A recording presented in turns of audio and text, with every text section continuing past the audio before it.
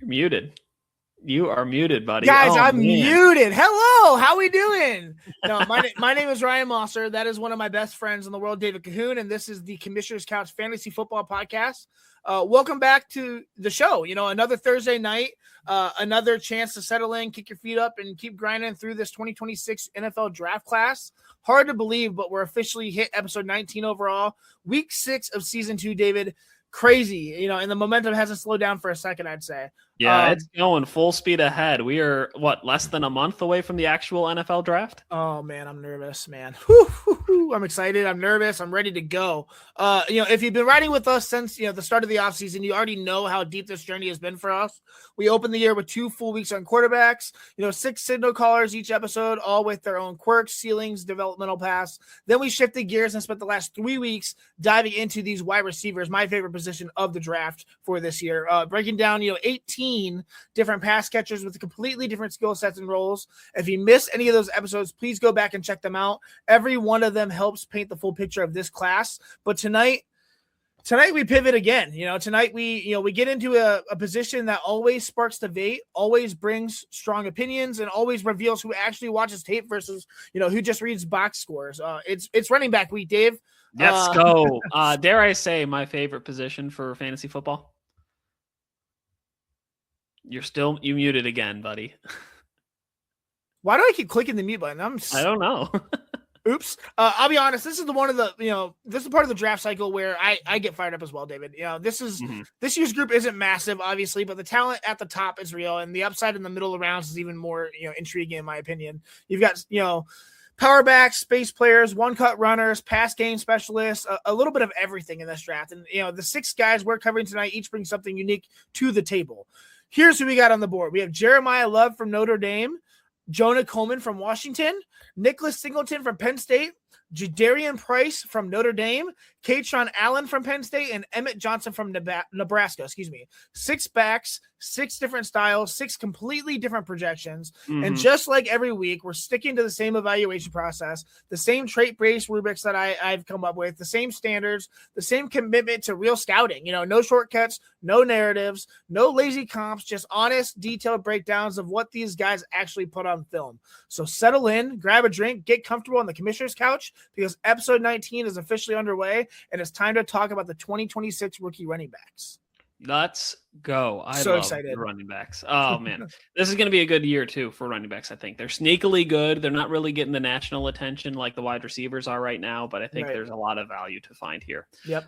So real quickly before we jump in, if you're not following us, please go ahead and follow us. We're on Instagram. We're on X, Twitter, Facebook, YouTube. And then we're also live wherever you get podcasts. So Apple Podcasts, Podbean, Spotify, Audible, Amazon Podcasts, everywhere, everywhere. So wherever you're at, we're trying to be there. So give us a follow, turn on automatic downloads. You're not going to want to miss this because we're trying to get you an edge up on your fantasy football leagues before we even get to the draft. And so hopefully you're paying attention. And if not, go back and watch the other ones. Yeah.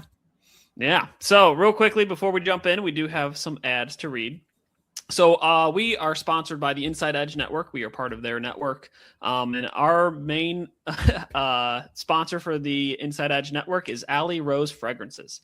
Discover Alley Rose's collections of handcrafted candles and body mists made with clean, minimal ingredients. Every product is thoughtfully crafted in small batches, free from harmful toxins and for mindful everyday indulgence. Mm-hmm. Head over to AlleyRoseFragrances.com right now to my screen just literally refreshed. Go ahead. Head over to AlleyRoseFragrances.com right now to order and use special promo code InsideEdge20 to get a special discount on your order. Again, that is InsideEdge20 to get a special discount on your order. Capital I, capital E there, guys, for sure. Yes. Yeah, there you go. Also, we are brought to you by Mosser Moments Photography. They are a husband and wife wedding photography team based in Cleveland who specialize in providing the best wedding photos in Northeast Ohio. Check out their website at MosserMomentsPhotography.com. That's MOSSOR, momentsphotography.com. You can see it right there on the screen.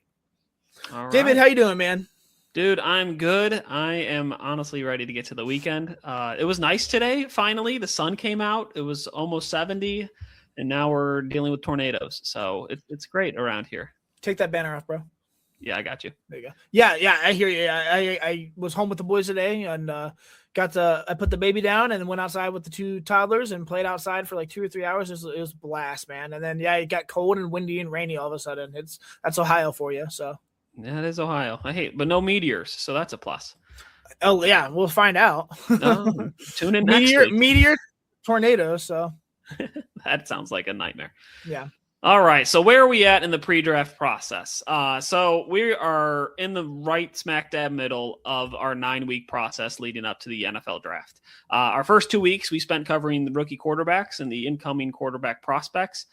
There's a lot of hidden value there. There's a lot more names than just the Ty Simpsons and Fernando Mendozas. So if you missed those podcasts or videos, go back and watch them. There's a lot of really cool players that you can really get an edge up on, like a Taylon Green, dare I say. Love them. And a bunch of other ones too. So go check them out. They're really helpful. Yeah. And then last week we just finished up our wide receivers. We spent time, as Master said, going over 18 different prospects for this upcoming draft. And honestly, we probably could have spent more time going over 18 more. There's that many wide receivers that could be really draft eligible and impact players in this upcoming year. And so go watch those. They're really good, really informative, and they will help you get an edge up. But today we are turning to the running backs. And Maser, why don't you break down how and what we're looking for in these prospects when we're talking about them? Yeah, I mean, as we move towards the next chapter of the offensive coverage, it's a good moment to recognize how much ground we've ever covered, and David already did that, so that's awesome. I mean, tonight. Sorry, I thought I was reading that part, so I delete that. But tonight we shift to the position, that brings its own set of challenges, set of philosophies and debates. Running backs just don't, complement offense. They shift in shape and identity. They influence structure, dictate tempo, and determine how a coordinator calls a game. And in 2026, this group is interesting to say the least. They have a huge mix of styles, explosive players, downhill bruisers, one-cut runners, multi-purpose weapons, backs who can stay on the field for all 3 downs. It's a position defined by nuance, instincts, and efficiency, and that's exactly why this class is so compelling.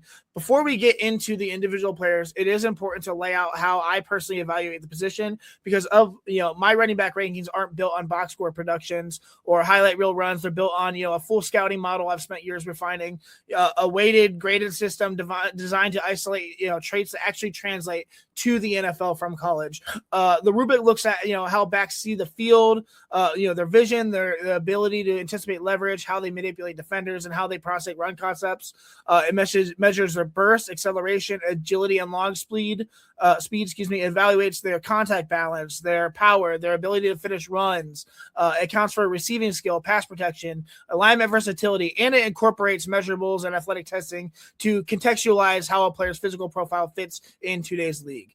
Every category has a purpose, every score has a weight, and every evaluation is tied to what win on Sundays, not what looks good on the stat sheet. And just like with the receivers, this isn't a mock draft. I'm not projecting where these players will be selected or how teams might value them. I'm grading the tape, the traits, the decision making, the movement patterns, the functional athleticism.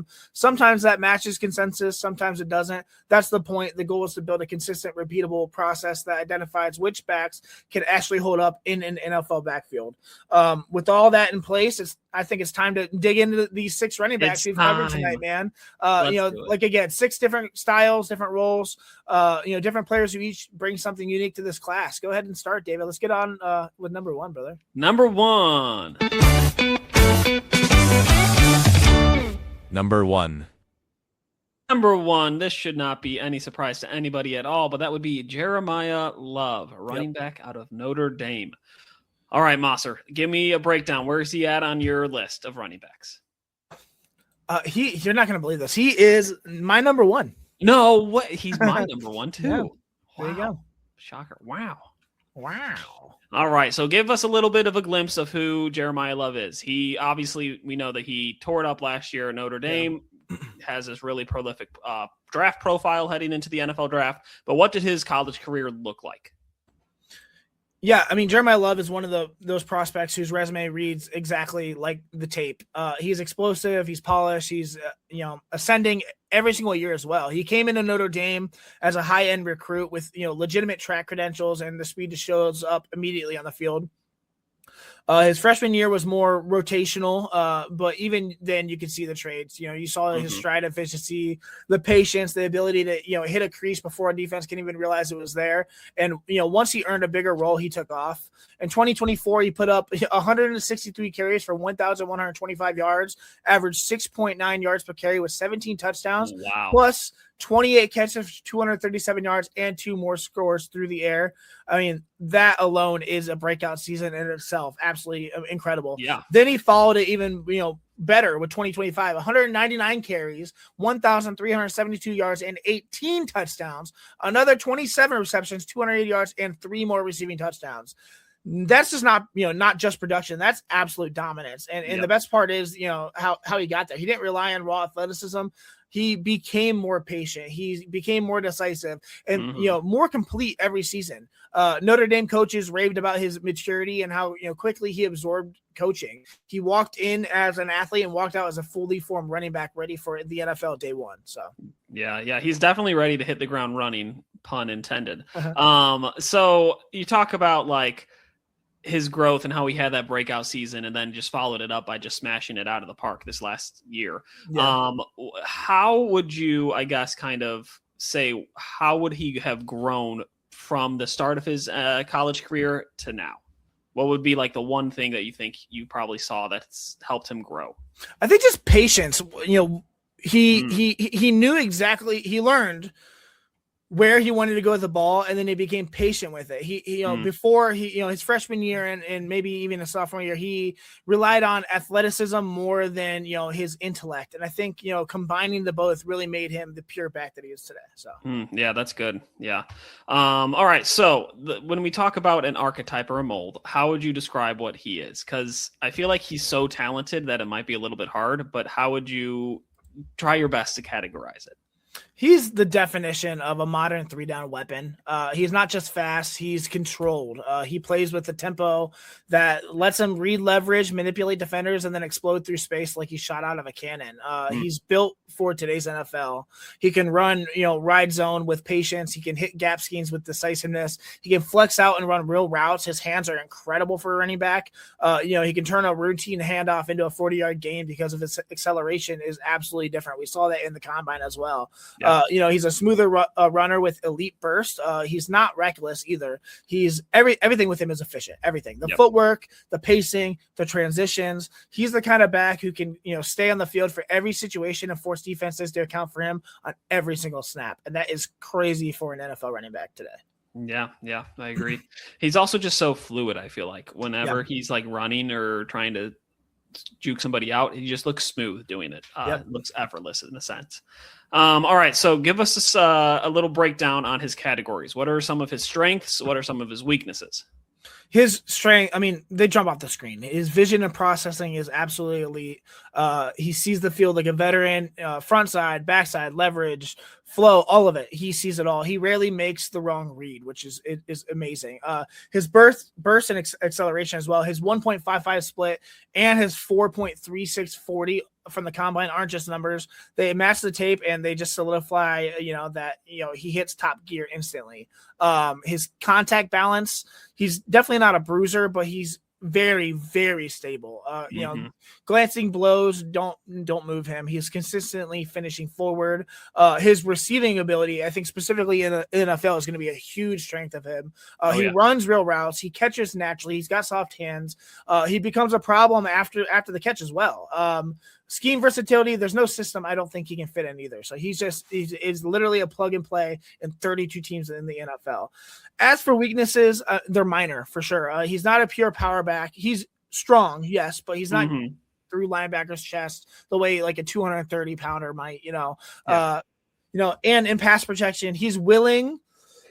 Excuse me, I'm sorry. He's willing and approving improving in that, but he's still developing the anchor to stonewall NFL blitzers, especially those large ones. I think the biggest challenge early on for him is just adjusting to the NFL defensive speed. He's used to outrunning angles and still will in the NFL, but the window's closed faster for the next level. The good news is his processing is so advanced that he'll adapt quickly. I'm not worried about him at all. Yeah, I agree. I'm not worried about him at all either. So I guess moving into like fantasy football focus, why does this type of a prospect matter for fantasy football? Dude, he's the kind of running back who changes fantasy leagues. I mean, I feel like every year we talk about this generational prospect. Every year, last year was Genty. He's better than Genty. I hate to break it to you. I'm sorry. Okay, I was going to ask you. So you love Genty. He's so much better than Genty. Hopefully, he gets in a better opportunity than Genty did. Of course, with the Raiders, that offensive line is atrocious. No quarterback. So Genty had a decent rookie running back rookie year, but not to what a lot of fantasy managers expected. But he checks every box that you want in a high-end fantasy asset. The 3-down ability, the explosive playmaking, the receiving true upside, the goal line usage that I think he's going to have the potential to just have a ton of goal usage, the scheme versatility. He's got immediate starter traits. He's not, a wait and see prospect. He's someone who can walk into an NFL building and take over a backfield. His combination of vision, burst, receiving ability, give him both a high floor and a massive ceiling. I think if he lands in in an offense that values spacing and uses the running back, in the passing game, he has a legitimate running back one fantasy upside as a rookie. Long term, he's the best running back prospect I've evaluated since Saquon Barkley. So there you go. All right, so I have to ask you, since you brought up like running back prospects. 3 years ago, we had two really good prospects coming out in Bijan Robinson and Jahmyr Gibbs. Yeah. How would you rank the three of them? So Jeremiah Love, Jahmyr Gibbs, Bijan Robinson.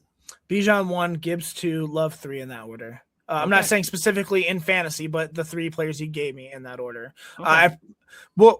I want to see where he lands first. Obviously, there's some ideal spots, but in terms of I don't throw it around lightly. Can't miss prospects. He is a can't miss prospect. So, all right. Well, that is good for fantasy football. And he's, like I said, he's scheme versatile, so he can plug and play on any team. So, yeah. All right. Well, what other summary you've got before I jump into my player comp that I've got for him? I mean, he projects as a true 3-down NFL running back with immediate starter potential and long-term running back one upside. Like I said, his blend of vision, burst, long speed, and I'm telling you, his receiving ability is so fun to watch. So fun. Give him one of the most complete profiles of any back in recent memory, definitely in recent years. He fits seamlessly into wide zone, gap, spread-based offenses, and he brings the kind of explosive playmaking that forces defenses to adjust their structure. With his instincts, acceleration, versatility, dude, he's got the ceiling to become a Pro Bowl level feature back early in his career. I'm talking year 1, year 2. And he's, like I said, the best running back prospect that I've evaluated since Saquon Barkley. So he's my RB1. He checks every box. He wins in every phase. I mean, he brings traits that I think you can't coach. And I think, like I said, he's the closest thing that we've had to a true blue chip running back in a long time. Yeah. All right. Well, speaking of true blue chip running backs, my player comp that I've got for him is a blue chip running back. Okay. That would be LaDainian Tomlinson, all the way back from the San Diego Charger days. LaDainian was just somebody who ran so smooth. He was one of those, I feel like, early running backs that also could play well in the pass game too. And somebody who just dynamic with the ball in his hands, and it didn't matter how he got it. Talk about like just an every down back, a bell count back that was just fluid, shifty, smart, like reliable. That is who Jeremiah Love is. I feel like there's so much similarities between their games that it almost seems like a perfect comp in my mind. And so I like it. When we're talking landing spots for fantasy football, I feel like there's one landing spot in particular, and we might disagree on this. Are you going to be realistic here? Because he's going to be a top, let's say, realistic. 15. Okay. Yeah. We might disagree on this, but I think this is going to be an absolute home run of a landing spot if he lands there. Okay. Do you want to try and guess? I know my home run. I don't know if it's the same. You want me to give you mine? Yeah, let me hear yours. The Washington Commanders. It's a good one, but that's not what I picked. Okay, go ahead. I picked the Tennessee Titans. I hate it. I love it and I hate it. Go ahead. Yeah, so you talk about an offense that's still learning and growing and trying to develop into their own identity. They have that second-year quarterback coming back in Cam Ward. They have the wide receiver pieces in my mind. They've got Calvin Ridley, Elike Manor. They have what's his face that they just signed, Robinson. Yeah, Wandale. Wandale. Thank you. And so they've got pieces around them. They have a decent offensive line. They could probably still add to that. But really what they're missing is that run game to take some pressure off of a Cam Ward. And so you bring in somebody like a Jeremiah Love who can be that bell cow back from day one. That's just going to add a huge amount of relief to that whole offense as a whole. He's somebody who can be relied upon to like get that yardage when they need it for first downs. He can be relied upon for just little dump check down passes for Cam Ward to get him going into a rhythm and routine.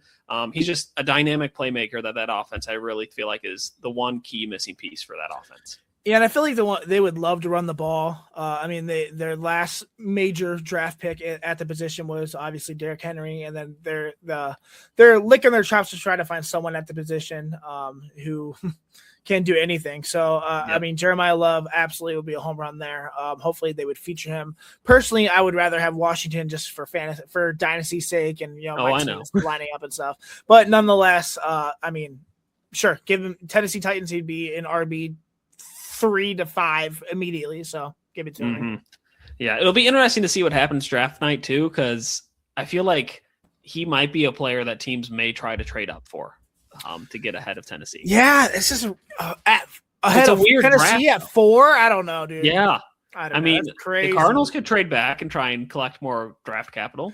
Trade up into the top 4 for a running back would be just unusual to say the least. But I see it for sure. So, but I don't know if it's going to happen. We'll find out here in a month, I guess. All right, number 2. Number 2, bro. Number 2. That would be our dear friend Jonah Coleman. We actually don't know. Never met this guy in our lives. He's a good dude. Running back from Washington. I have him as my number 4 ranked running back. What is he ranked on your? He is my number 2. Oh, okay. Interesting. Yep. Little disagreement here. It's not that big of a gap in my mind. There's a huge gap from Jeremiah Love to everybody else in the running back categories. So it's like. And mostly just Jeremiah Love and the NFL running back. Yeah. All right. So give us a little bit of a background on Jonah Coleman. He was at Washington last year. What did his college career look like? Yeah, he had an interesting path. He started his career at Arizona, and even as a young player in a crowded backfield, he flashed that, that rare combination of density and short area quickness.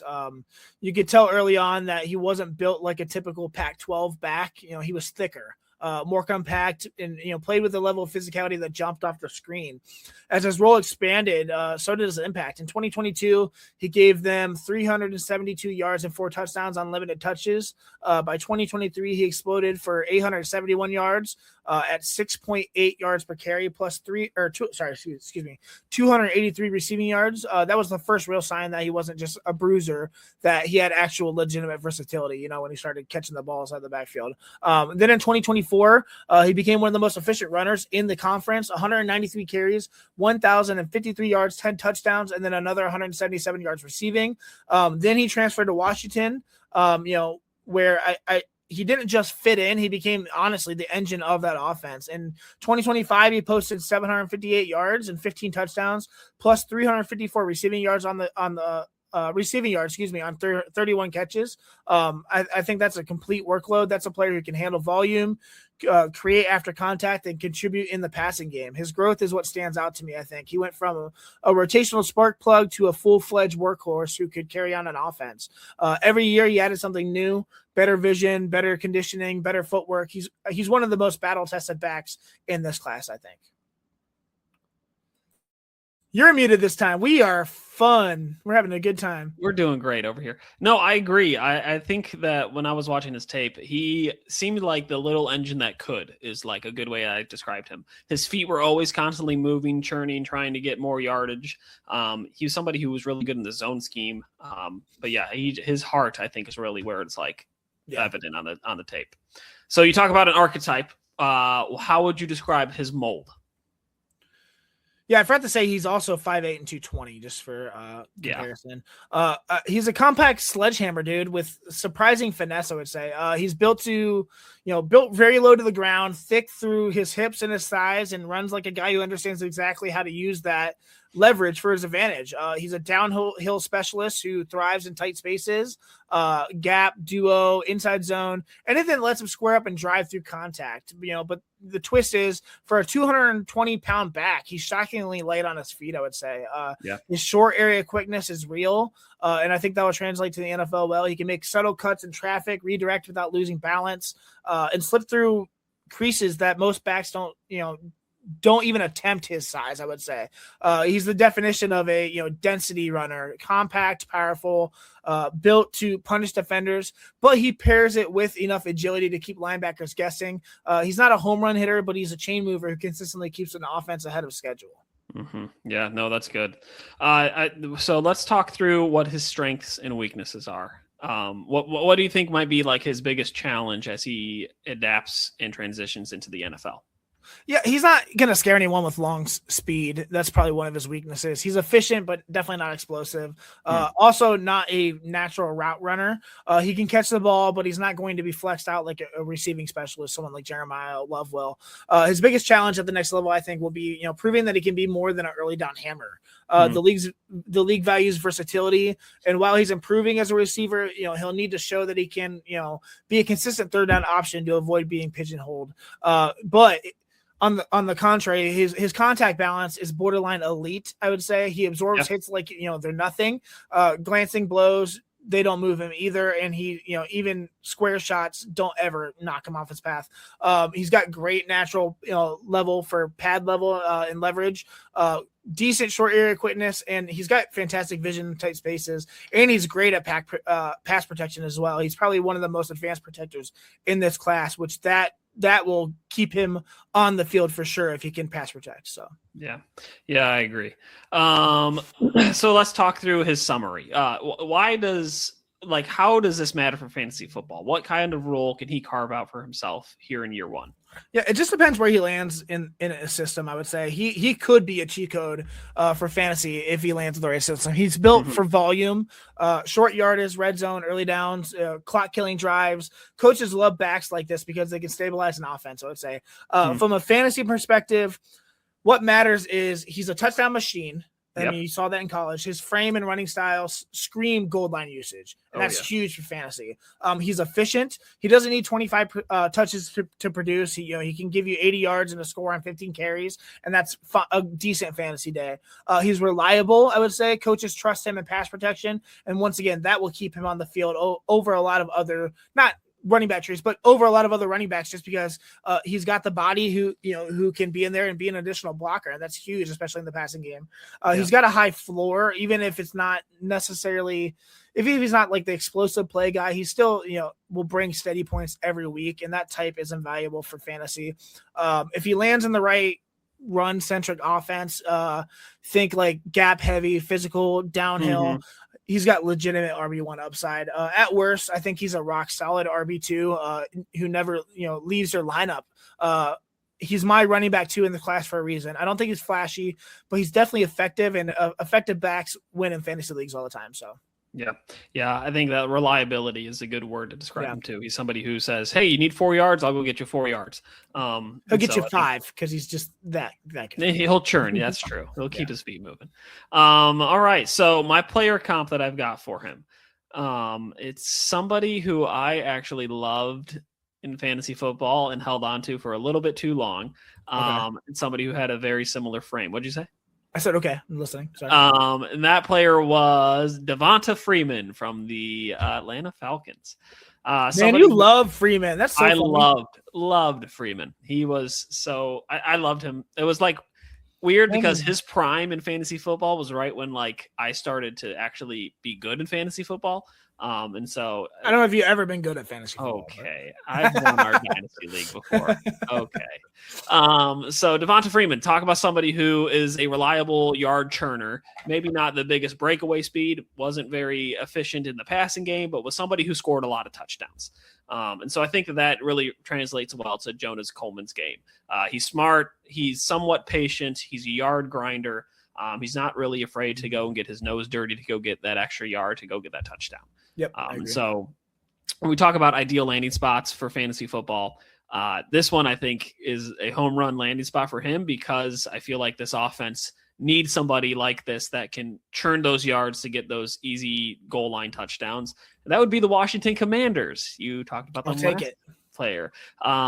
But yeah, the Commanders, they have a really good offense. They got a dynamic passing game. Jaden Daniels is really efficient with his legs, and so I'm sure you can do some fun read option with that. But they need somebody who can be relied upon in that running game to be like, hey, you need 4 yards, I'll go get you 5, and go score the touchdown for you in the red zone. And I think Jonah Coleman can be that for this offense.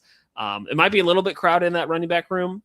They've got a couple of guys that they're hopeful on. Bill Krosky-Merritt, who averaged like 2.2 yards per carry last year, and Austin Eckler, who tore every single thing in 55 years old. I think they signed Chris Rodriguez. I don't even know who else they have. I think they signed somebody else this offseason. I don't think it's that crowded. I think he would win. But I agree with you. It's not that crowded. But yeah, I think somebody like Jonah Coleman can come in and compete right away for snaps. He'd win that job. Get the job. And so I like that landing spot personally for fantasy football. But we'll see what I happens. just want to go to running back with the Commanders. They deserve it, and so does my fantasy teams. So yes, I have a lot of stock on Jaden Daniels right now, guys. Okay, I'm freaking out a little bit. We need some weapons. Give him Jeremiah Love. I love him. He's great. All right. We have an ad here. Dave, you want to drop it? Yeah. So as we've said in our last episode, the Inside Edge Network has been growing rapidly here. And so we've got a lot of fun sponsors for our community here. And this first one is coming to you from Fanatics. Very grateful. Hey, everyone. This is David from the Commissioner's Couch podcast. Fantasy football fans, you've found the #1 destination for all the officially licensed football gear you will need this NFL season. The NFL shop from Fanatics.com features sportswear and accessories from brands like Nike and New Era, as well as NFL coolers, so you can head to the tailgate repping your team. If you're looking to add to your collection of tailgate gear, you need to check out our grilling items and coolers. With official player jerseys, polos, and hats, we've got enough gear to keep you repping your favorite NFL team throughout the whole season. Go to Fanatics.com by using the QR code on the screen right now to celebrate your fantasy football teams. Again, that's Fanatics.com, or use the QR code on the screen to buy all the gear you need to rep your team. Good luck. All right, so we're going to have the good luck in fantasy football and Fanatic stuff. We're going to have the QR code right here above me throughout this next part of the It's on the other side. You keep pointing. There you go. Yeah. For this next part of the podcast. And so if at any point you want to scan something, please scan it to purchase anything.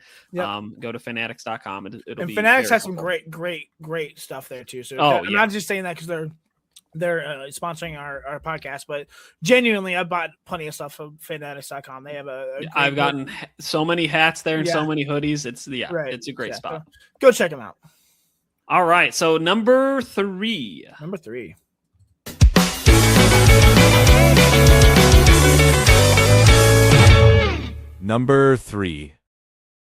3, my lord. Number 3. That would be Nicholas Singleton, running back for Penn State. All right, where do you have him ranked on your board? He's my running back 3. I'm going in order here so far. Oh, running back 3. Okay, I have him as my number 7 running back. Not bad. Yeah, still in the top 10, but a little bit on the lower side. I like Nick Singleton. I do. He's just not in the top 5 for me. But I hear you. Right on the border. Okay. All right, so he was the running back in Penn State. Tell me what his college career looked like. What was it like being in a backfield that was kind of split between 2 running backs, and how did he really separate himself? Nicholas Singleton, 6 foot, 219 pounds. He is my running back 3 on my big board. He came into college with, more hype than almost any running back in the country. Everyone who followed, high school football knew about Nicholas Singleton. And he lived up to it, from day one, I would say.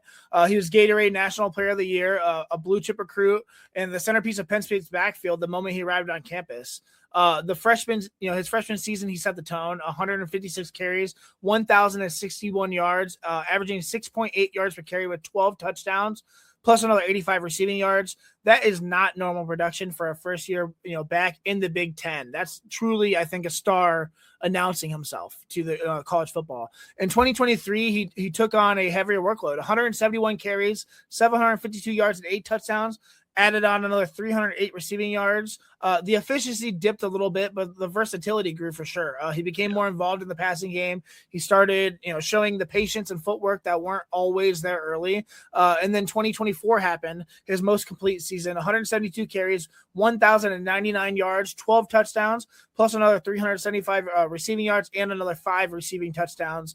That's a true 3-phase workload, Oh, yeah. Last year, before the injury, obviously, he still produced 23 carries, 549 yards, 13 touchdowns, another 219 receiving yards. The volume was obviously lower, but the scoring efficiency remained elite. His growth arc is clear.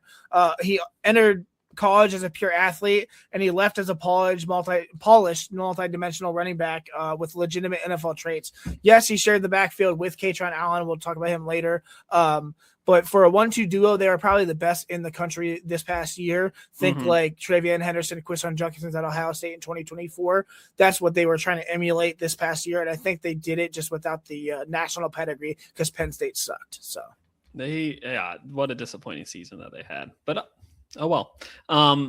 So I feel like the one thing we have to talk about with Nick Singleton is injury. There's been some injury concerns throughout his college career. What has that looked like, and how is that going to be a factor as he transitions into the NFL? I don't know about his whole career. I don't think there's been a significant necessarily injury his whole career. That's fair. But he did get injured at the Senior Bowl, and I think that's significant. But it's also one understood, that the injury has a strong recovery track record. He's already out of the boot and progressing. So he should be ready for training camp. I think it was his 4th metatarsal on one of his foots. I have a metatarsal injury and it sucks. So basically, if you think of a foot, think of like the ball of your foot. That's where your metatarsal is, and mine's an awful pain. So I couldn't imagine actually breaking it. Mine's just pulled or whatever. It's been hurting for months. So God, Lord, I feel bad for this guy, especially as a running back, because I'm a hiker and I'm a baby. I can't hike right now. This guy's trying to play football. So but they're saying he should be ready for training camp. Obviously the draft impact is real. Teams get nervous about foot injuries, especially in running backs. Medical grades matter. Some front offices will probably drop him simply because they didn't get to see him test. I think a team picking later could land a top-tier athlete at a discount here. If he returns to full speed and all the signs point to that, someone is going to walk away with a steal. I think this is a temporary setback, not a long-term concern. So, yeah, no, I agree. And it sucks that the timing of it all, because he was really on the ascension last year, it felt like. But yeah. So talk about the archetype and the mold for him. What does he fit into as a running back style? Yeah. So when he's all healed, we're going to assume he's healed on an NFL roster and ready to compete. He's a long striding accelerator with, I think, rare top end speed for his size. He's built like a classic feature back. He's tall, he's powerful and explosive, but he moves like, a track athlete as well. So it's a weird mix here. His running style is all about glide, momentum, an angle erasing acceleration. He's the type of back who can stretch the defense horizontally, force linebackers to overrun their fits, and then slice vertically with a single decisive plant. When he gets into open field, he looks, like the turf is tilted downhill almost. Defenders are chasing and they're not closing. I think he fits beautifully in a wide zone and spread system, but also is dangerous in gap schemes because once he clears the first wave, he's gone, guys. He's a big play machine with the frame of and athleticism to be a true 3-down option in the NFL. Yeah, I agree. He is very downhill oriented runner. He almost looks just like I think you mentioned this, a track runner almost. Once he like finds a space and goes, like he's good to go. Yeah. So what are some of his like weaknesses and ways that he can grow as he transitions into the NFL?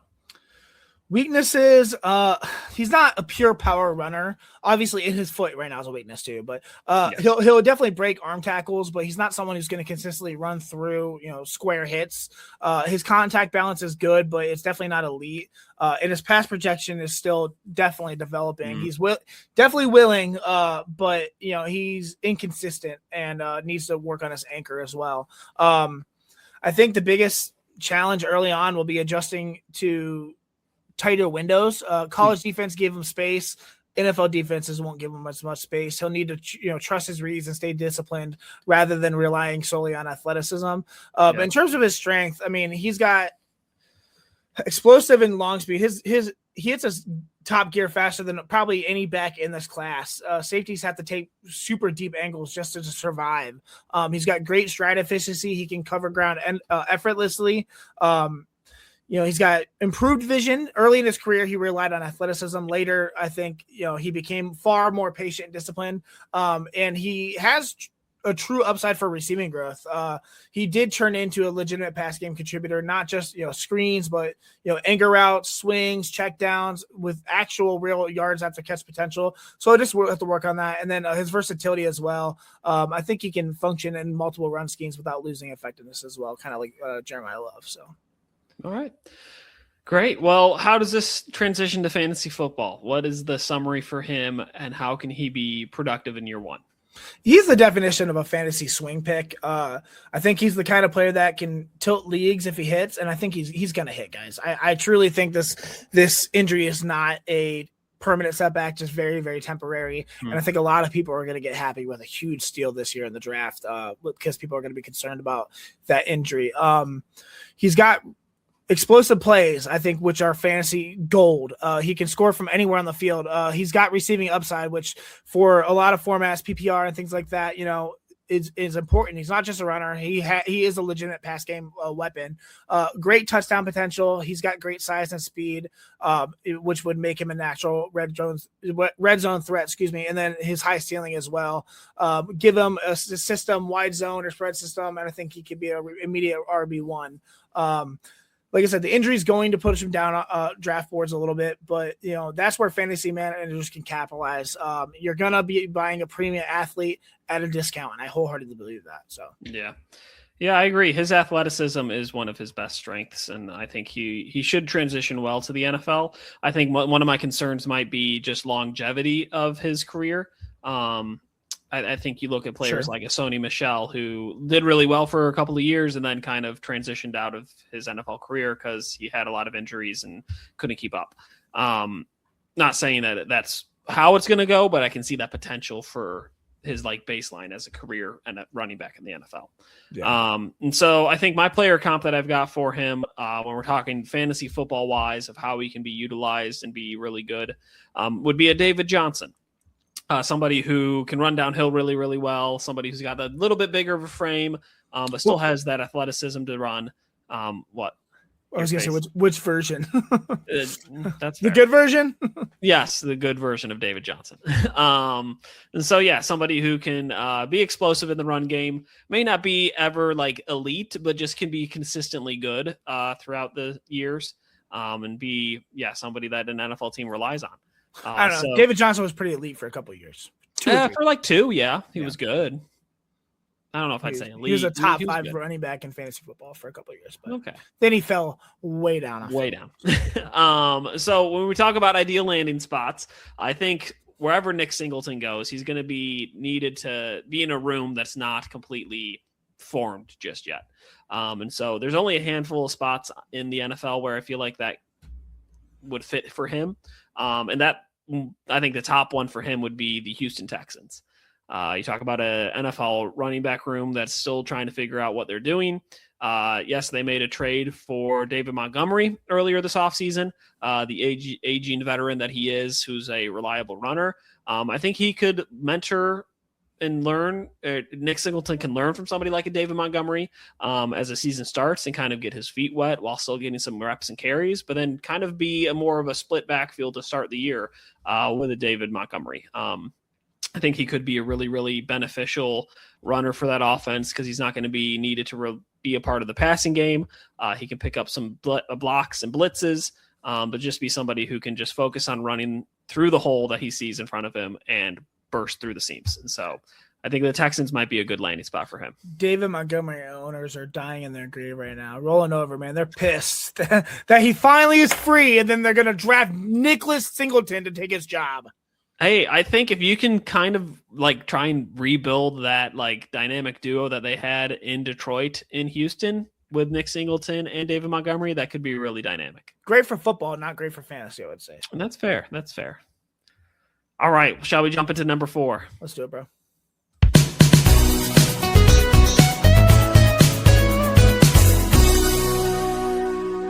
Number 4. Number 4. That is our guy, Jadarian Price. Our guy? I like him. Do you like him? Yeah. What do you have him ranked as? I have him as my number 2 running back. All right. He is, we're close. He's my RB13. Yep, I had a feeling. Yep. I had a feeling. I was like, he's going to be really low. Yep. I just have a feeling. Yep. Jadarian Price, Notre Dame running back, my RB13, 5'10" and 5'8", 203 pounds, ran a 4.49 40. Yeah. So I mean, Jadarian Price he's interesting, I would say. Okay. His career didn't follow a straight line. Okay. He came to Notre Dame as a highly graded 4-star recruit with a reputation for versatility and natural fluidity. Early on, he looked like he was going to carve out a role immediately. Then, he had an Achilles injury that slowed everything down. To his credit, he didn't disappear, though. He rebuilt himself piece by piece. Yep. And by 2024 and 2025, he is back to looking like the player that Notre Dame originally recruited. His projection reflects that climb. 2023, 47 carries, 272 yards and 3 touchdowns. Also had 5 catches for 65 yards and a receiving touchdown. Then 2024 is where he popped off. 120 carries for 746 yards and 7 touchdowns. And then 2025, 113 carries, 674 yards, and 11 touchdowns. Then added 6 catches, 87 yards, and 2 receiving touchdowns behind our consensus RB1, Jeremiah Love. Yeah. The numbers don't scream, obviously, workhorse, but they do show efficiency, explosiveness, and a player who maximizes touches behind a premier running back. His coaches consistently praise his maturity and how he handled adversity, which he's obviously showed a lot with that Achilles injury and being behind the premier running back in Jeremiah Love. But he's still one of those guys who definitely grew into the role rather than being handed it. He definitely fought back and fought for that role. So yeah, absolutely. I think it's so interesting how there's been so many stories, especially this past couple of years, of running backs that have come out in tandems almost. It's like, hey, this whole committee's coming out in the draft. Pick your favorite one. Right. Like you can think back to Sony Michel, Nick Chubb. Last year, I feel like there was another duo. Judkins and Henderson. Yes, thank you, from Ohio State. And then this year, there's 2 sets of them from Penn State and from Notre Dame. And so It's interesting to see how this has kind of become a trend recently in the college draft. So you talk about archetyped. Let me hear what kind of mold that Price fits into for you. He's a space-driven runner with a smooth, controlled style. He's definitely not a battering ram. He's got a lot of rhythm. He thrives when he can read leverage. He can glide laterally and then accelerate once he finds daylight. He fits the mold of a modern all-purpose back who excels in outside zones, spreads, RPO-based systems. He's patient early, I would say, sudden when he needs to be, and transitions from footwork to burst without a lot of wasted motion, which will be great in the NFL. He's slippery more than he is powerful. Definitely, I think defenders rarely get a very clean shot on him. He's the type of back who complements an offense rather than, it's one that defines it. Put him in space, let him read flow, and he'll give you an efficient, explosive play on a couple of touches. So Yeah. Yeah, I agree. I like to describe him as like sneakily twitchy. Like he's not the type of person who's like has a freakish twitch that's going to make you juke out of your shoes, but he's like still sneaky, like, hey, I'll make you miss. But it's not going to be as like jaw dropping as some other players have been. Right. And so he's still got, I think, some good moves to really make people miss.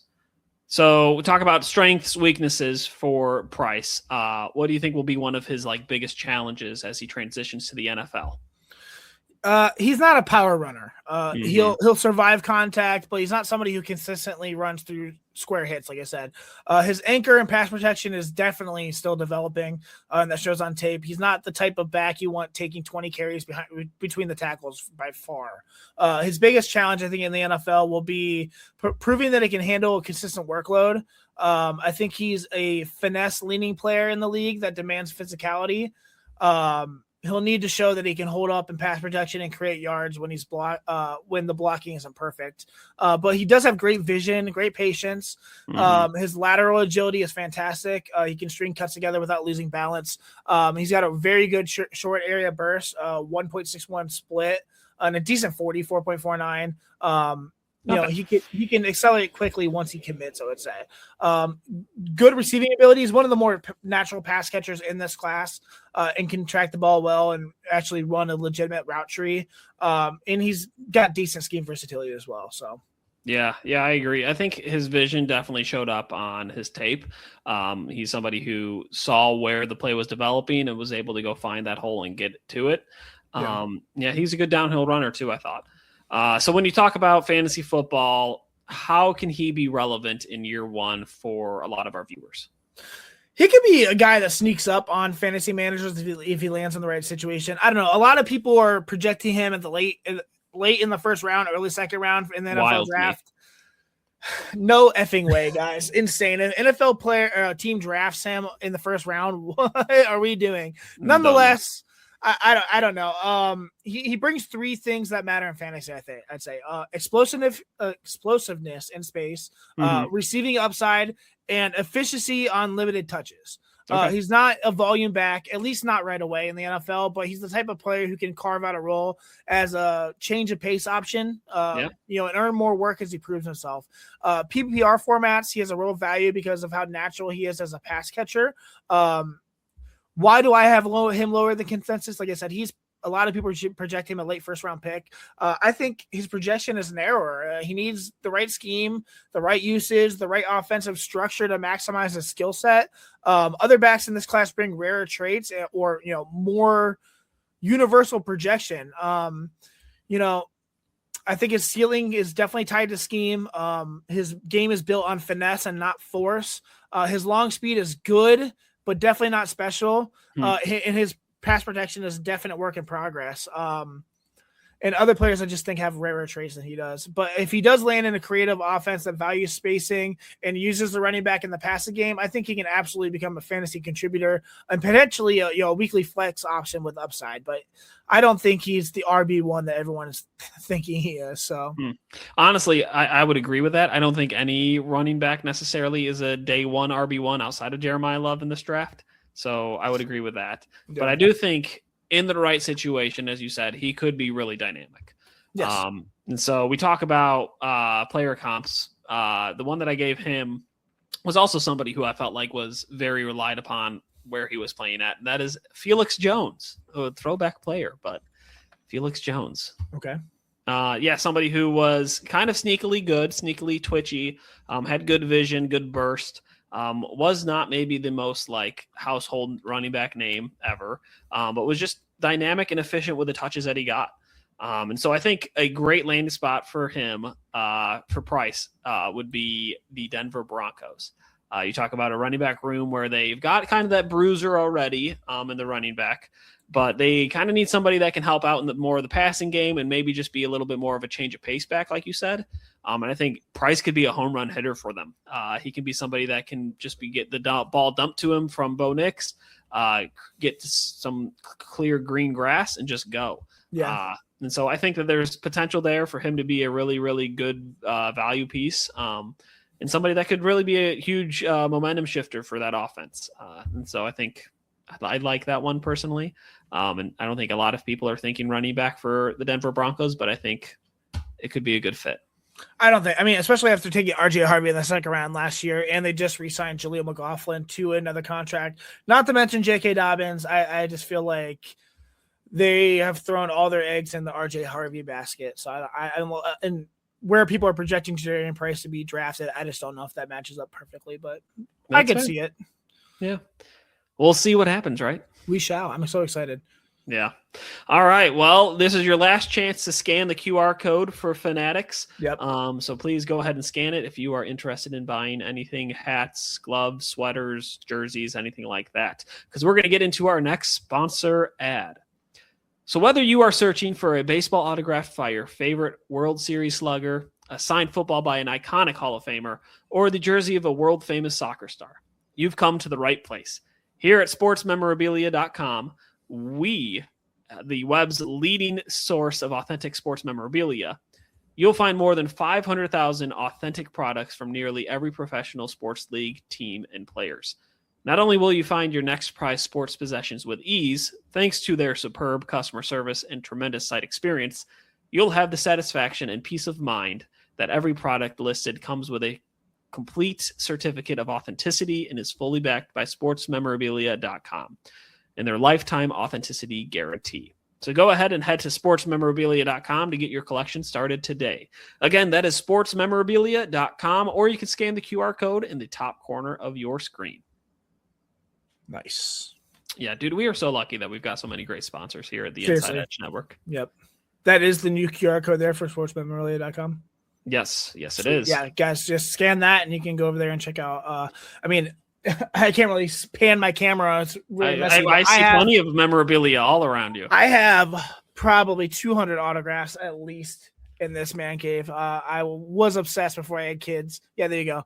Yes, I'm a sucker for collecting cards, so I like this ad that we and sponsor that we've got. Sorry. I've gotten one or two things on sportsmemorabilia.com, but I'm definitely going to check out and get some more stuff because I got some quality autographs from there. And you get the COAs, the certificate of authenticity. I cannot talk today. Authenticity. Yeah, so it's just proof that, it is a legitimate autograph. So what do you have to lose, guys? Especially if you're a sports fan or collector like me, go check them out for sure. Yeah. All right, number 5.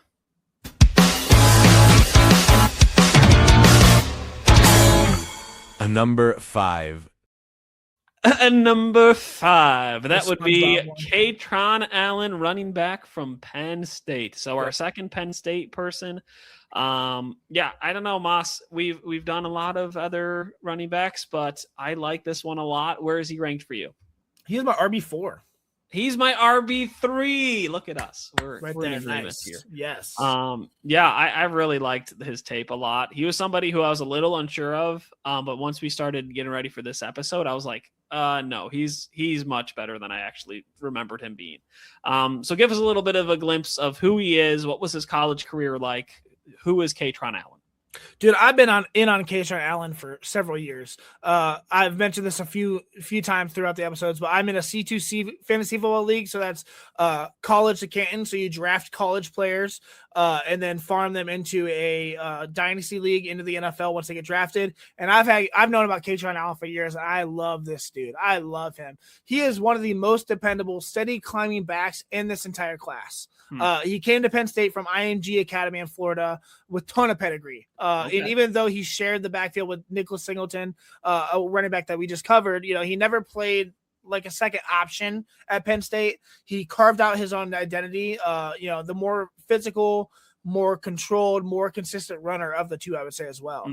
His production backs that up. 2022, 167 carries, 867 yards, 10 touchdowns. He also had 180 yards through the air and a touchdown. 2023, 72 carries, 902 yards and 6 touchdowns. Also had another touchdown through the air. 2024, huge jump here, 220 carries, 1,108 yards and 8 touchdowns.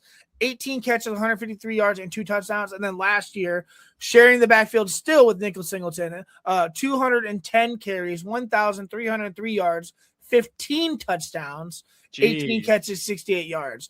4 straight years of reliability, efficiency, and physicality. He never had a down season at Penn State, even sharing the backfield with my RB3 in this draft. He never disappeared. He never lost his role. He just kept stacking production, kept refining his game, and kept proving that he can handle volume. Coaches loved him because, he was the stabilizer of the offense, the guy who always made the right read, always finished forward, always brought toughness to the offense. I love Kaytron Allen, man. Yeah, I do too. He's just, I feel like, a very decisive runner. He's like, nope, this is where I'm going, and I'm going to go now. And and I'm going to beat you there. Yep. And it's just really cool to see on the tape. So we talk about archetypes, molds. How would you describe him? Because he's electric, I feel like, on tape, but I don't know what his mold is.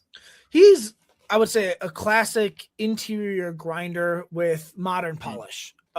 He's built low, dense, compact, and runs exactly like he looks. He is square. He is balanced. He is hard to knock off his path. The type of back who thrives in the trenches, gap, duo, inside zone. That's his playground. That's where he loves to be. He's not flashy. He's definitely a space-driven runner. I think he's a technician as well. He wins with footwork, with leverage, discipline, patience. He's the guy who turns a block 3-yard run into 5. He's the guy who converts 3rd down and 2 without drama. He's the guy who keeps an offense on schedule. He fits the mold of a physical early down workhorse who can, I don't know why I said that weird, workhorse who can handle volume and wear down a defense over 4 quarters. I did forget to mention he is 5'11", 216 as well. So yeah, so good size frame, but not maybe the biggest guy, but good size frame. Right. So when we're talking about him transitioning to the NFL, what do you think will be one of his biggest challenges? Biggest challenges for him. I don't think he's the big play threat that a lot of teams love. He's not going to outrun safeties or, flip the field with long runs. His receiving ability is also functional, but he's not a route expansion candidate. He's a reliable check down option at most, and not necessarily a mismatched weapon. His biggest challenge in the NFL, I think, will be proving that he can be more than an early Don Hammer as well. He needs to be versatile. He needs to be dependable, and he'll need to show that he can contribute on passing downs for sure. So, but he's got fantastic, elite strength. He's got, great balance through contact. He's got fantastic footwork leverage. His vision is great, especially in tight spaces. He's probably one of the best pass protectors in this class as well. Yeah, I like that. I think when you mentioned the balance, though, that was one thing that I also forgot to mention earlier about his tape. He'll get hit, but still maintain his balance and keep his feet under him without getting out of control. Right. It's truly, I think, a great strength that not a lot of running backs have in this class. So talk about fantasy football. How can he be productive in year 1 for people? I think he's the type of back who becomes a fantasy staple because he's predictable in the best way possible, I would say. He's a touchdown scorer. You saw that in college. Yep. His frame and running style scream goal line usage. He's a volume-friendly back. He was trusted in Penn State. The coaches trust him. He didn't make many mistakes, if any, and he earned his carries. So that's huge. I think he's efficient as well. He doesn't need explosive plays to produce. He grinds out and gains steady yardage just the way he plays. He's durable. 4 years of consistent production at Penn State tells you everything you need to know, I would say. I don't think he's, the league winning archetype player, like a home run hitter, of course. But he's the kind of player who gives you RB2 numbers every single week. And if he lands in a run centric offense, I think he could flirt with RB1 production. He's my RB4 because he brings a high floor, translatable skills, a style of NFL coaches love, He may not be flashy, but he is reliable, and he's going to be reliable for a long time in the NFL. Yeah, I agree. He is a definitely trustworthy running back. Yes. That coaches will love. So player comp that I've got for him, I was actually kind of hard pressed to find somebody that matched like his play style. But I think the best one that I could come up with was Kyron Williams and the Rams. Ooh, I love that. Give me Somebody Kyron who- Williams as Kate Allen. That'd be sweet. That would be great. But somebody who's just reliable and somebody that the coaches love. He's got good balance, good vision. I think Katron Allen is a little bit more decisive of a runner than Kyron Williams is. Right. I think he's better at planting and going and hitting a hole and going vertical and not going horizontal. I think Kyron is very good at going horizontal on the field and finding and beating people with speed, but I think Katron Allen will be much better at like going downhill and getting to the hole and beating people there.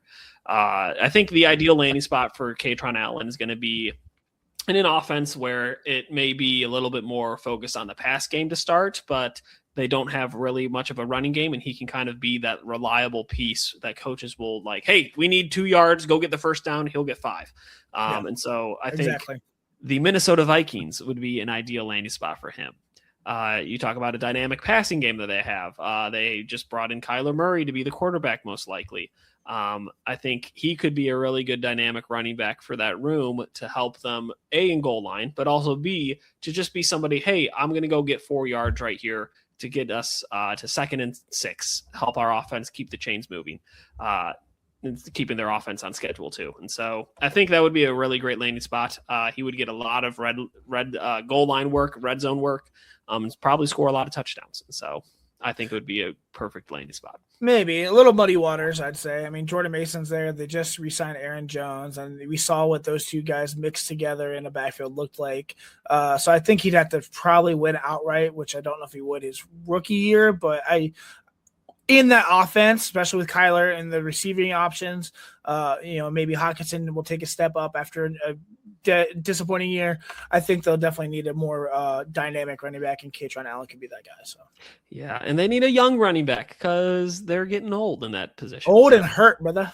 Yep. Yes. All right, our last player, number 6.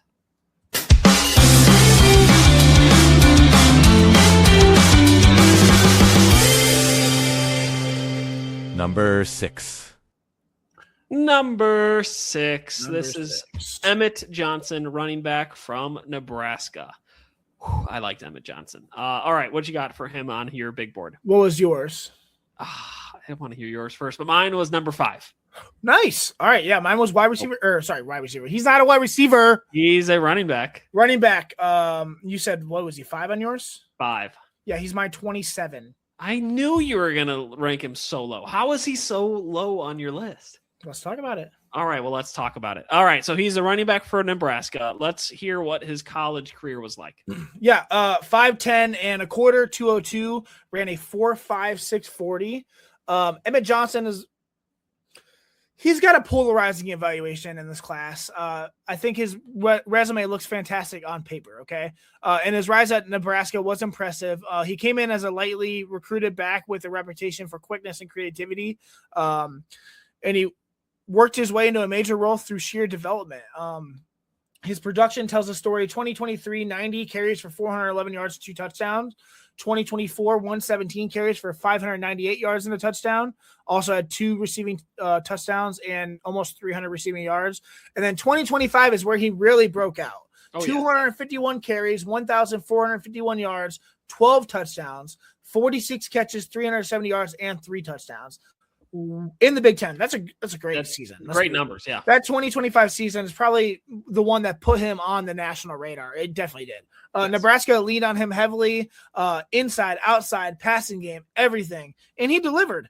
He became their spark plug, their perimeter threat, their best option in the open field. He's got great work ethic, according to coaches, and they praise how quickly he absorbed coaching. He's a player that grew every year, and his confidence clearly matched his production by the time he left Lincoln. So, yeah, I agree. I like him a lot. He was a very smooth runner, I thought, on tape. His change of direction was just I thought really easy and fluid on tape, especially this last year. And it just seemed like he was gliding while he was running. Yep. I like the way that he ran the ball. So when we talk about player molds, how would you define him? Gliding is the word I would say too. He's a space-driven back with a smooth gliding style. That's a great way to put it.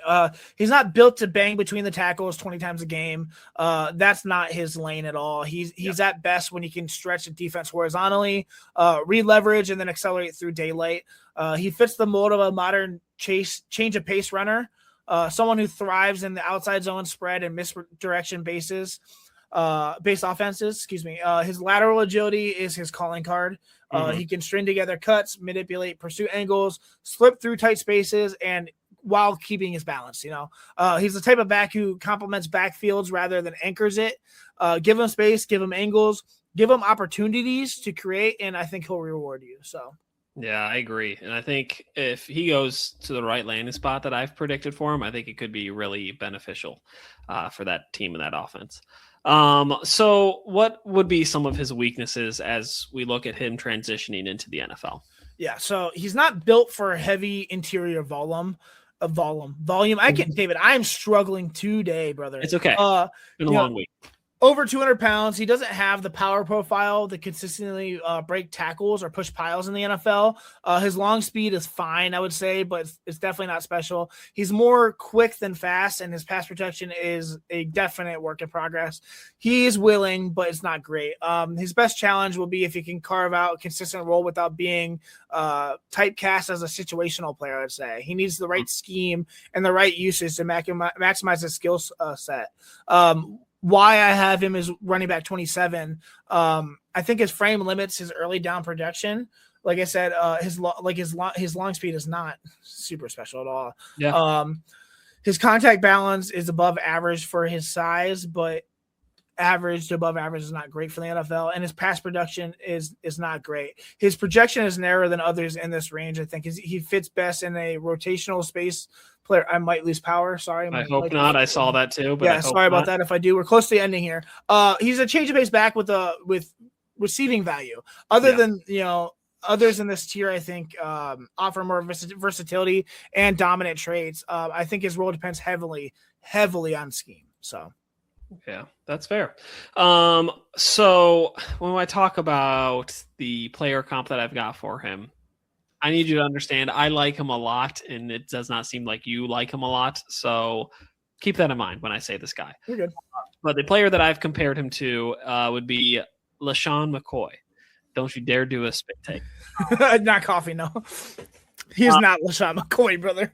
It change direction with ease, break tackles. He just looks smooth and glides on the field. I thought Shady did that a lot, especially when he was playing for the Bills. Somebody who was just kind of that good change of pace back, but eventually worked his way into that RB1 category. Yeah. He was so just efficient and smooth with the ball. I think Emmett Johnson has that potential to reach a ceiling like that. It just might be in a certain specific role and on a certain specific team. So that brings the ideal landing spot that I've got for him to the New York Giants. You have already got Cam Skattebo there, who can be your kind of more downhill runner, go between the tackles, hit people with a skull. Like, he will go run through a brick wall. Emmett Johnson's going to be the guy that comes in, changes the pace up, and makes people juke them out of their shoes. He will be the change of pace that I think will help get that running game back on its feet again after Saquon Barkley left. And be somebody that can be really dynamic in that offense. So, yeah, he could be like the Keaton Mitchell to Derrick Henry in Baltimore. Could be, maybe even a little bit more. In terms of fantasy, though, I do think he has real PPR upside. I do think he's one of the better receiving backs in this class. Yeah. He is explosive in space. I mean, give him angles and he'll produce chunk plays. I just don't think he's a volume back. I think he's a complementary piece, definitely not a bell cow. And like I said, that scheme is imperative. He needs a scheme that, runs outside zone, spread, misdirection. That's where he thrives, and that's contingent on where he goes. If he lands in a creative offense that values spacing and uses the running back in the passing game, I think he could be a fantasy flex with upside. But if he lands in a downhill, gap-heavy scheme, he's going to struggle to carve out a meaningful role. He's my RB27 because I think his projection is narrower than the guys ahead of him. The right situation is going to be the most important thing for him, especially in fantasy football. Yeah, that's fair. It'll be interesting to see what happens. Some people have him as RB2, which I just don't see it. Yeah. But, I mean, off of 1 year, I don't know. That 1 year was dynamic. Don't get me wrong, but I agree with you. That may be a little ambitious, but I digress. All right, we got one last sponsor read to get through, and we'll call it a night after that. But are you looking for an energy drink that does not crash your day? Well, I'm here to talk to you about Dubby Energy Drinks. Clean energy, bold flavors, no jitters, and no crash. It helps you lock in and stay focused. See why people won't shut up about Dubby at dubby.gg. That is the actual website for it, dubby.gg. There are over 15 flavors to choose from. Be sure to use the promo code InsideEdge10 to save 10% on your order. Again, that is InsideEdge10 to save 10% today. Yeah, again, guys, if you are rocking with the show, please do us a massive favor and hit all of our socials. Like David said earlier in the show, we are everywhere. We are on Twitter, TikTok, Instagram, at The Commish Couch, and on Facebook under The Commissioner's Couch Podcast. Every one of those pages will take you to our website that's linked and pinned, thecommissioncouch.podbean.com, and that link takes you straight to our hub where you can find us on everything. Apple Podcasts, Spotify, YouTube, Amazon Music, iHeartRadio, Player FM, Listen Notes, Podchaser, Boomplay, Podbean app, everywhere. Click the platforms you use, follow the show, subscribe, drop a 5-star rating, leave a review, turn on notifications, and set episodes to auto download. Also, please again follow us on all socials at The Commish Couch, and please again just show us some love. Even doing a couple of those things help us out so much more than you know. Mm-hmm. And if you play fantasy football, I say this every single week, guys. Or you just love the game, you're going to want to stay plugged in. Let David and I be your competitive edge all season long. We're going to win some championships together, guys. Once again, a huge thank you to Monster Moments Photography as well. Monster Moments Photography is a husband and wife wedding photography team based in Cleveland, owned and operated by myself and my wife, Ryan and Hallie Mosser. For the past 10 years, they've captured more than 100 weddings across Northeast Ohio and beyond, always working together as a true two-person team. Their style centers around authentic, emotional storytelling, documenting the real moments between two people in love and creating images that feel natural, comfortable, and true to the couple. Rooted in Northern Ohio, but inspired by their travels, Ryan and Hallie bring a warm, personal approach to every wedding day. Their work blends experience, consistency, and a genuine passion for helping couples relive their best day through timeless photography. Learn more at monstermomentsphotography.com. That's MOSSOR, momentsphotography.com, right there. It is on the screen, so go ahead and go there. But yeah, as somebody who just got married in the last year, they are great at what they do. They made me and my wife look beautiful on our wedding day, and I mean, it wasn't hard to do. You were so beautiful, David. Oh, well, thank you. I loved you in that dress. Stupid. All right. Okay, guys. That wraps up the first week of the running back room. And what a way to kick things off. This position always reveals something different about the class, and tonight was no exception. These 6 backs force us to look at the details that matter.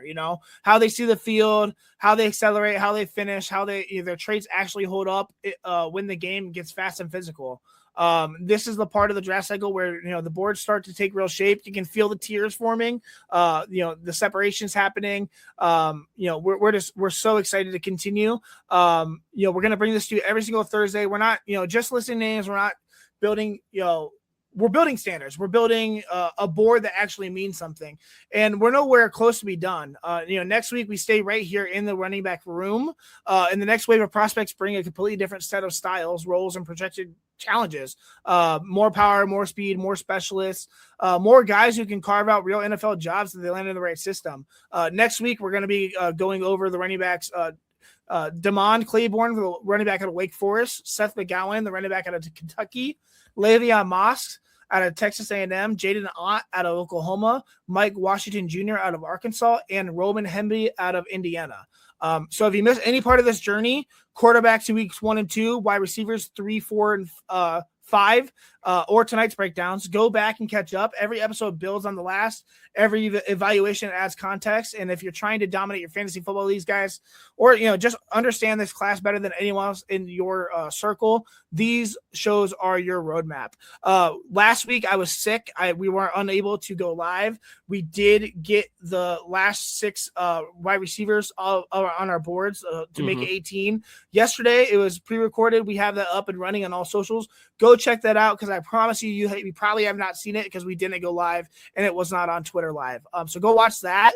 It's awesome. It's the really guys good, that yeah. we break down, this wide receiver class, like David said earlier, is really deep, and we probably could have gone 3 more episodes just on the position. Oh yeah. But we wanted to break down at least 18. And next week we're going to continue with the second week of running backs. A huge thank you to my guy David Cahoon. Follow him on Twitter at DavidCahoon24. My name is Ryan Moster. You can please, follow me on Twitter at DynastyCLE. We will see you next Thursday live at 7 p.m. as running backs week 2 takes center stage. Season 2 keeps on rolling, and the deeper we go, the better this class gets. And we're so excited. We will see you guys next week. See y'all next time.